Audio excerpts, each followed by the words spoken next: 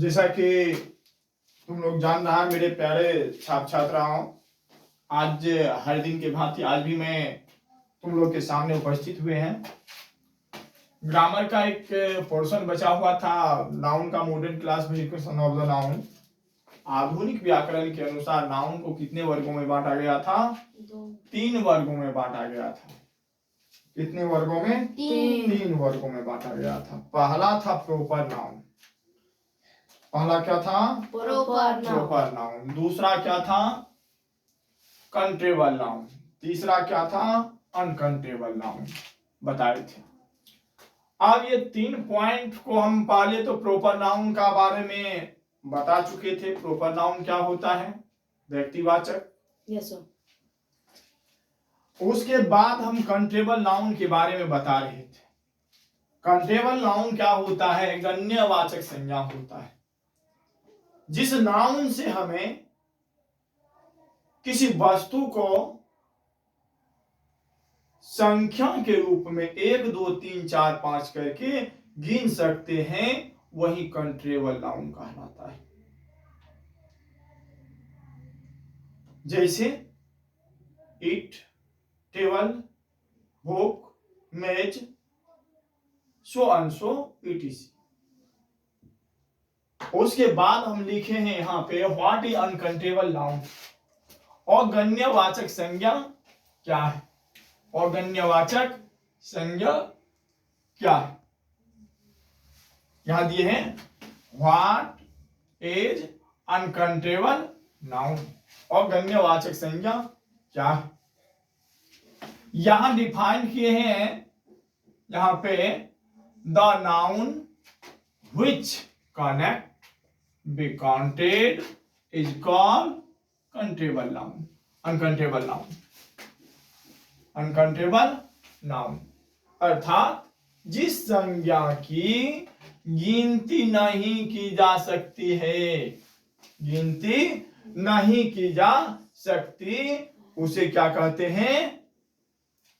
अगण्यवाचक संज्ञा कहते। क्या कहते हैं? अगण्यवाचक संज्ञा कहते। क्या कहते हैं? अगण्यवाचक संज्ञा कहते हैं। जैसे मिल्क। मिल्क में क्या होता है? दूध। दूध हम लोग खाते हैं। Yes sir. दूध खाते हैं। Yes sir.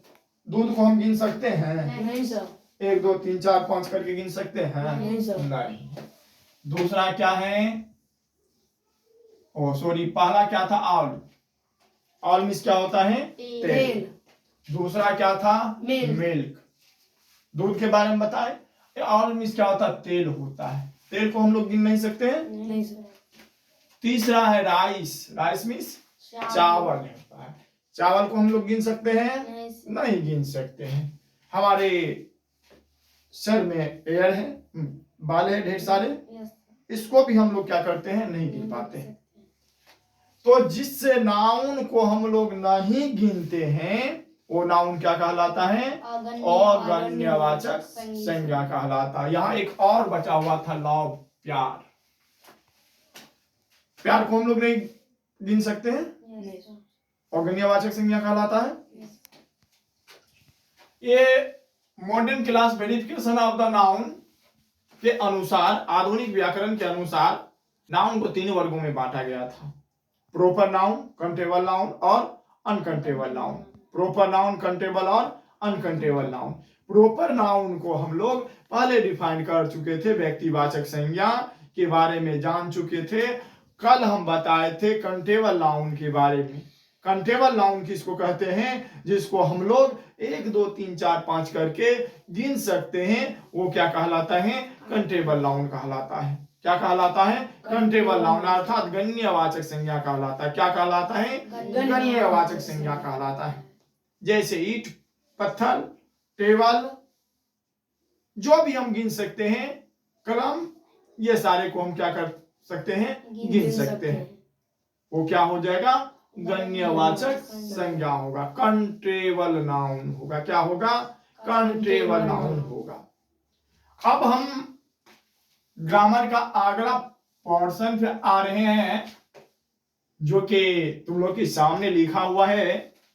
यहां दिया गया है what is pronoun. What is pronoun, सर्वनाम क्या है। व्हाट इज प्रोनाउन, सर्वनाम क्या है। अब हम सर्वनाम के बारे में देखेंगे।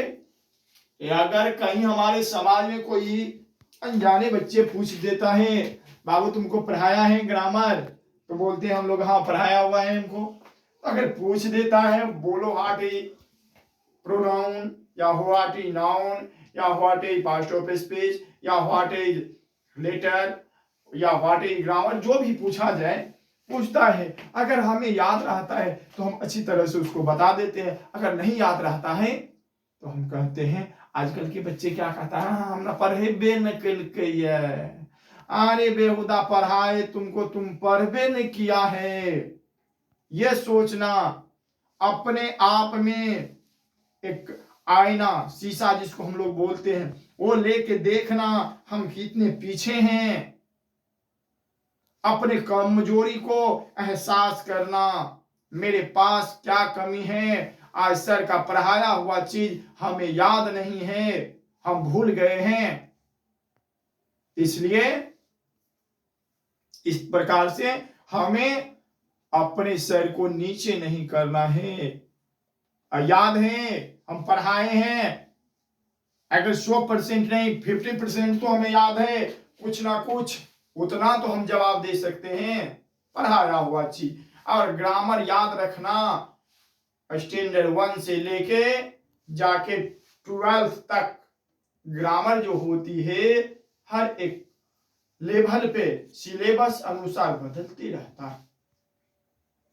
अब क्लास 1 में पढ़ाए, क्लास 1 में सिर्फ इंट्रोडक्शन, 2 में इंट्रोडक्शन ग्रामर का देते गए, उतना सिलेबस में है नहीं। 3, 4, 5, 6 में इंट्रोडक्शन क्लास चलता है, उसके बाद 7, 8 से जाके थोड़ा सा डीप में जाता है, और 9, 10th में जाते हैं तो और डीप में चले जाते हैं। 11, 12 अब वही चीज रहता है, वही सारा चीज रहता है, उसी को हम गहरा रूप से देखते हैं। ये हम कंट्रोल नाउन स्टैंडर्ड 2 में पढ़ाए हैं बच्चे को। कहां? बुधा पब्लिक में पढ़ाए थे, हमें याद है। और ये अनकंटेबल नाउन के डिफाइन हुआ। एक रोज ऐसे गए क्लास में एक बच्चे को खड़ा किए हम, तो बच्चे वो उसको हम पूछे बाबू एक क्वेश्चन कर सकते हैं तुमसे? बोले हाँ सर कीजिए। हम बोले व्हाट इज ग्रामर? तो वो बोला सर हम लोग को नहीं पढ़ाया गया है, ग्रामर पढ़ाई ही नहीं होता है। वैसे अधिकतर करके इंग्लिश मीडियम जो भी स्कूल है उसमें ग्रामर उतना नहीं पढ़ाया होता है, हम देखें। इसलिए इंग्लिश का मेन जड़ क्या है? ग्रामर है। जब तक हमें ग्रामर का ज्ञान अच्छी तरह से नहीं होगा, व्याकरण का, तब तक इंग्लिश को हम अधूरे पढ़ सकते हैं। समझ गया? इसलिए घबराने की कोई बात नहीं है, तुम लोग मन लगा के पढ़ेगा। वो दिन आएगा तुम लोग को जिस दिन के लिए तुम लोग मर रहा है। सुबह सवेरे जगता है माँ पिता, अपना ड्यूटी पे जाता है और तुमको अपना ड्यूटी भेज देता है। जिस मंजिल के लिए तुम लोग लड़ रहा है वो मंजिल एक ना एक दिन अवश्य तुम्हारे चरणों में आके खड़ा होगा, और वो दिन आने वाला है। वो दिन आने वाला है। कब आएगा? जब तुम लोग मेहनत करेगा, मन लगा के पढ़ेगा, तब जाके वो दिन तुम लोग को आसान ही लगेगा। जहां आ गया मेरा दिन, वो आने वाला है।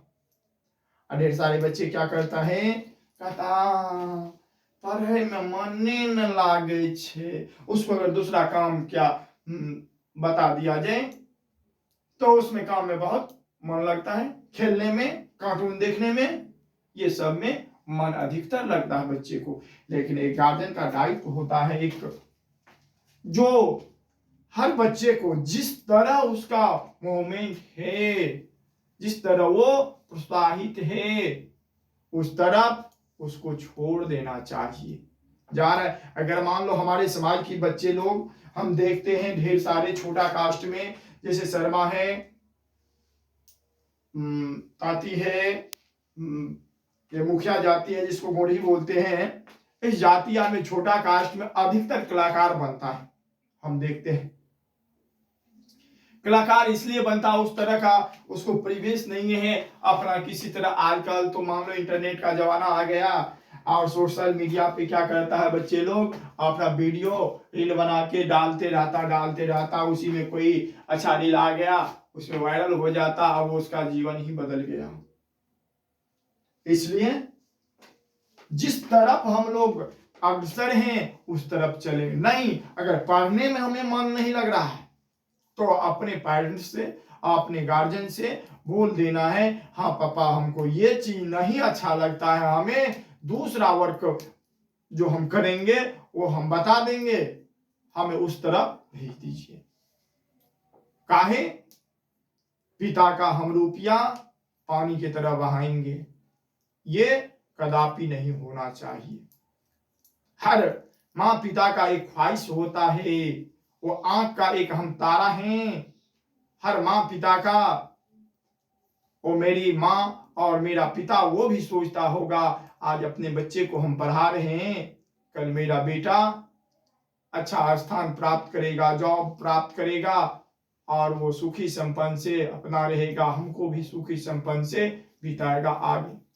लेकिन आजकल की बच्चे उस तरह की मनोवृत्तियां नहीं रखते हैं। गार्जियन देता है जाओ बेटा पढ़ो, जाओ यहाँ कॉपी लो कलम लो, उसके लिए रुपया देता जाके नशा में उड़ा देता है।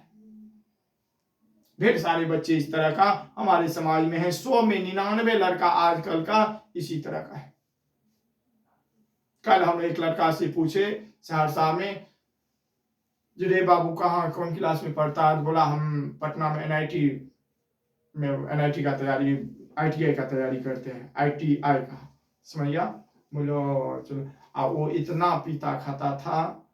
बोला अच्छा ठीक है कोई बात नहीं। इस तरह से आजकल की समाज के बच्चे इस तरह से क्या करता है, मूवमेंट करता है। तो हम लोग को उस तरह नहीं करना है। हम लोग सीधे अपना मार्ग को अपनाएंगे जिस मार्ग पे हम चल रहे हैं। रास्ता में बाधाएं आएगी, रास्ता में बाधा आएगी, वो बाधा अपने आप नहीं हटेगा। किसको हटाना पड़ेगा? तुमको स्वयं हटाना पड़ेगा। हर रास्ते में बाधा आती है। अगर अच्छा काम कर रहे हैं, हम अच्छा काम कर रहे हैं तो समाज हमारे ऊपर खिलियां उड़ाएगा। अगर मेरे समाज का बच्चियां लड़की लोग आए पढ़ने के लिए, पढ़ती हैं, अगर मान लो पढ़ने के लिए आए तो बाप रे बाप फल्ला बेटी तो देखे बाप रे बाप भोरे ले किताब को चल दे पढ़ेगा, और समाज को अच्छा नहीं लगेगा। क्यों नहीं लगेगा अच्छा? क्योंकि उस तरह का परिवेश नहीं है, उस तरह का परिवेश नहीं है, इसलिए उसको अच्छा नहीं लगता है। इसलिए तुम लोग से मैं यही हमेशा विनती करते रहते हैं, अपने माँ और पिता का दिया हुआ रुपया को बेफजूल मत उड़ाओ। एक एक रुपया का हिसाब लो। हम 1 रुपया कहाँ खर्च किए, बेफजूल में तो नहीं किए। 1 रुपया कहाँ फेंक दिए, बेफजूल में तो नहीं फेंके। हाँ, खाने पीने का भी समय आता है, सब कुछ का समय आता है। कहावत में है, Indian student have to hard working. भारतीय विद्यार्थियों को कठिन परिश्रम करना पड़ता है, उससे जूझना पड़ता है, तब जाके एक दिन वो मंजिल को प्राप्त करता है। तो इतना ही कहता हूं मैं, जो आगे आने वाला समय वो समय है जो आंख से आंसू यहां टपकेगा, यहीं सूखेगा। जो अभी हम लोग का है जीवन, समझिया, इस तरह का जीवन हम लोग में अभी चल रहा है। तो ज्यादा तो नहीं कहेंगे। यहाँ पे दिया गया है व्हाट इज प्रोनाउन, अर्थात सर्वनाम क्या है। सर्वनाम के बारे में हम लोग देखेंगे। यहाँ दिया गया है a pronoun is a word, a pronoun is a word used in place of a noun is called pronoun. सर्वनाम वह शब्द है जो किसी संज्ञा के बदले प्रयुक्त हो, क्या हो, प्रयुक्त होता है, उसे क्या कहते हैं? सर्वनाम कहते, क्या कहते उसको? सर्वनाम कहते हैं। समझिया, यहाँ एग्जाम्पल में दे चुके हैं राम इज ए बॉय। इसमें हमें चुनना है प्रोनाउन कौन है। हाँ, इसमें प्रोनाउन, ये तो राम क्या हो गया, देखो यहाँ राम क्या है, नाउन है। ये क्या है, हेल्पिंग वर्ब है। समझ गया ना। ये क्या है, कॉमन नाउन। बॉय क्या है, कॉमन नाउन है। अब ये नाउन के स्थान पे हम क्या लिखे हैं, सर्वनाम वह शब्द है जो किसी संज्ञा के बदले प्रयुक्त होता है। संज्ञा के बदले प्रयुक्त होता है, उसको क्या कहते हैं, प्रोनाउन कहते हैं, सर्वनाम कहते हैं। यहां देखो, he is honest, is honest, वह क्या है, ईमानदार है। क्या है वह, ईमानदार है। तो यहां देखो, ही के सॉरी, ये नाउन की जगह क्या आ गया है, ही आ गया है, आया है ना। तो नाउन के स्थान पे जो वर्ड प्रयुक्त हो वही क्या कहलाता है, प्रोनाउन कहलाता है। क्या कहलाता है, प्रोनाउन कहलाता है। यहाँ ही है ना, ये क्या हुआ, प्रोनाउन है। ही का मीनिंग क्या होता है, वाह। किसके लिए, पुरुष के लिए होता है। समझ गया ना। अगर इसमें यहाँ सी दे दिया जाए तो किसके लिए होगा, स्त्री के लिए होगा। याद रखना, ये सब इंपॉर्टेंट चीज है। समझ गया ना। दूसरा पॉइंट यहाँ एग्जांपल दिए, I have a pen. I have a pen, मेरे पास एक कलम है। आई हैव ए पेन, मेरे पास एक कलम है। यहाँ दिए हैं it is red. It is red, वह कलम क्या है, लाल है। क्या है, लाल है। इट जो दिए हैं, इट किसके लिए, छोटे वस्तु के लिए प्रयोग किया जाता है, याद रखना। तो ये क्या हो गया, प्रोनाउन। किसके बदले आया है, आई मीन्स मैं नाउन हुआ। मेरे पास एक कलमे है, आई हैव ए पेन, मेरे पास एक कलम है। समझ गया ना। तो आई जो है, आई के स्थान पे इट आया है, ये क्या हो जा रहा है, प्रोनाउन हो जा रहा है, हो रहा है ना, प्रोनाउन। तीसरा है कॉज आर यूजफुल। गाय क्या होते हैं, लाभ। यूजफुल मीन्स क्या होता है, लाभ, उपयोगी होते हैं। गाय क्या होते हैं, उपयोगी होते। यूजफुल, उपयोगी या लाभदायक, जो भी होता है। यहां देखो, कौ के जगह क्या आ गया है, दे आ गया है। ये क्या हो गया, प्रोनाउन हो गया। तुम लोग अच्छी तरह समझ गया। अब नाउन, प्रोनाउन, अर्थात प्रोनाउन का डिफाइन अगर कहीं पूछ दिया जाए तो हम बता सकते हैं जो शब्द नाउन के बदले क्या हो, प्रयुक्त हो, उसको क्या कहते हैं, सर्वनाम कहते हैं। समझ में आ गया। एग्जाम्पल, अगर मान लो एक सेंटेंस दे दिया जाए, उस सेंटेंस में तुम लोग चुन सकता है। चलो एक सेंटेंस इस पे हम देख रहा हूं, अगर तुम लोग बता दिया तो अच्छी बात है।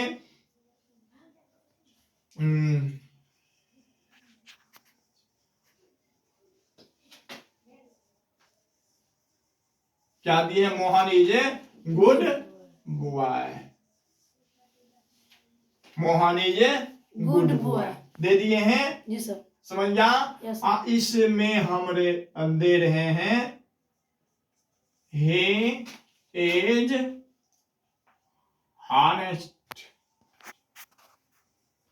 honest boy। इसमें कौन होगा, he honest boy, वह क्या है, ईमानदार है। वह क्या है, ईमानदार है। तो यहाँ ये क्या है, मोहन, ये कौन सा आ रहा है, नाउन हो रहा है जी सर।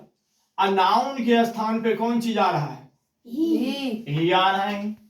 तो ये क्या हो जाएगा, क्या होगा, प्रोनाउन। प्रोपर नाउन नहीं, क्या होगा, प्रोनाउन होगा। याद रखना, क्या होगा, प्रोनाउन होगा। प्रोनाउन का हिंदी क्या होता, मीनिंग सर्वनाम होता है। क्या होता है, सर्वनाम होता है। तो ये प्रोनाउन के बारे में तुम लोग अच्छी तरह से समझ गया। कहीं कोई दिक्कत नहीं सर। अगर दिक्कत है तो ओपनली हमें पूछ सकता है।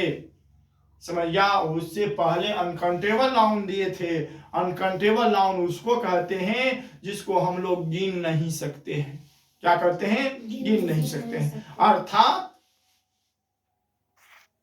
कौन सा चीज होगा जिसको हम नहीं गिन सकते हैं? पानी, तेल, दूध, घी, राइस जिसको हम चावल बोलते हैं, ये सारा क्या है?